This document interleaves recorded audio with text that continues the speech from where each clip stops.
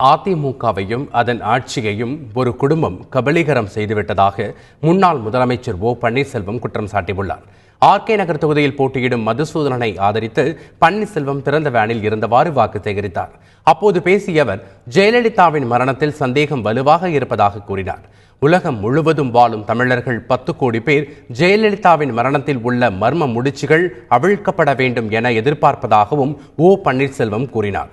ஜெயலலிதாவின் மரணத்திற்கு காரணமானவர்களுக்கு உரிய தண்டனை கிடைக்க நீதி விசாரணை மேற்கொள்ள வேண்டும் என்ற தர்ம யுத்தத்தை தாம் தொடங்கியிருப்பதாக பன்னீர்செல்வம் குறிப்பிட்டார்.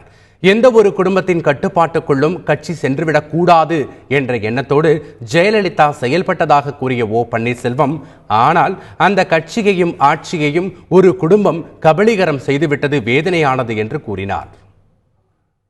எந்த ஒரு குடும்பத்திற்குள்ளும் இந்த இயக்கம் சென்றுவிடக்கூடாது என்பதற்காகத்தான் திருமதி சசிகலா அவர்கள் குடும்பத்தை மாண்புமிகு அம்மா அவர்கள் தங்களுடைய இல்லத்திலிருந்தே அப்புறப்படுத்தினார்கள். மாண்புமிகு அம்மா அவர்களிடம் மன்னிப்பு எழுதி சசிகலா அவர்களை மட்டும் மாண்புமிகு அம்மா அவர்கள் அனுமதித்த சூழ்நிலையில் இவர் யாரையும் மாண்புமிகு அம்மா அவர்கள் அனுமதிக்கவில்லை. எந்த பொறுப்பும் அரசியல் மாண்புமிகு அம்மா அவர்கள் தரவில்லை. ஆனால் இன்றைக்கு இருக்கிற நிலைமை, மாண்புமிகு அம்மா அவர்கள் மரணமடைந்ததற்கு பின்னாலே கட்சியும் ஆட்சியும் கபலீகரம் செய்து அந்த குடும்பத்திற்கு உள்ளே கொண்டு செல்கின்ற ஒரு வேதனையான சம்பவம் நடைபெற்று விட்டது.